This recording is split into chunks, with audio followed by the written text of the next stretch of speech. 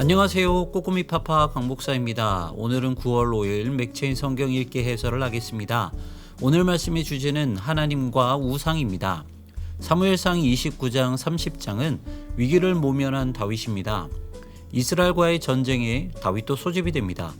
자칫하면 다윗이 동족을 죽이는 일도 벌어질 수 있었습니다. 그때 블레셋의 방백들이 아기스 왕에게 다윗을 빼자고 말합니다. 곤란한 상황을 맞이한 다윗이 위기를 벗어나게 된 것입니다. 다윗은 서운하다고 큰 소리를 치고 시글락으로 돌아갑니다.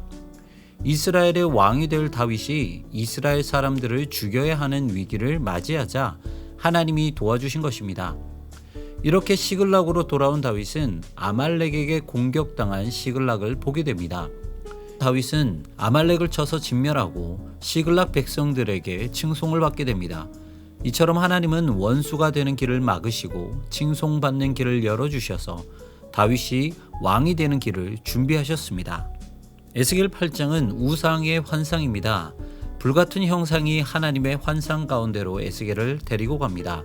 그것은 예루살렘 안뜰로 들어가는 북향한 문으로 왕들이 예배드리러 올 때 사용하는 문인데 그곳에는 질투의 우상이 세워져 있었습니다. 성전 안쪽에 있는 담을 헐고 들어가 보니 문 하나가 나옵니다.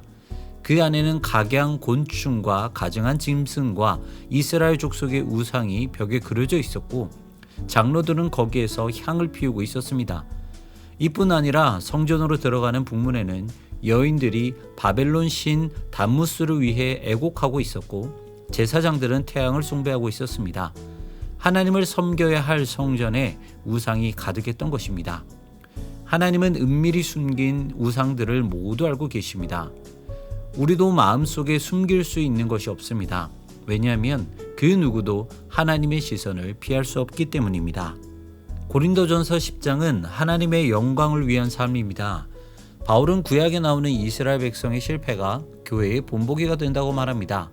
우상 숭배하여 죽임을 당한 사람들의 이야기를 읽고 우리는 우상을 숭배하지 말아야 합니다. 하나님을 시험하여 죽임을 당한 사람들의 이야기를 읽고 우리는 하나님을 시험하지 말아야 합니다. 바울은 우상에게 바친 음식물에 관한 교훈을 계속 말합니다. 시장에서 파는 것은 그냥 먹어도 됩니다. 음식은 사람을 더럽게 하지 못하기 때문입니다. 그러나 누군가 그로 인해 시험에 든다면 먹지 말아야 합니다. 시편 47편은 나라와 민족의 통치자입니다. 하나님은 우상과 다르십니다. 우상은 생명도 힘도 없지만 하나님은 크고 강하십니다. 하나님은 온 땅의 큰 왕이 되십니다.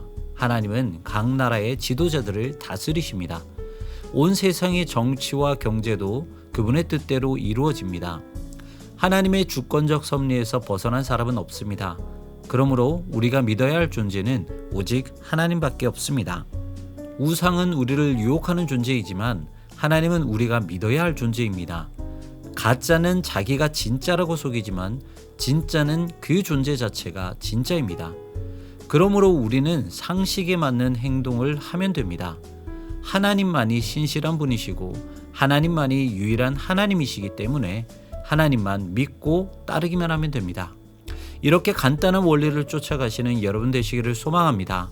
오늘도 승리하시고요. 지금까지 꼬꼬미 파파 강목사였습니다. 내일 다시 만나요.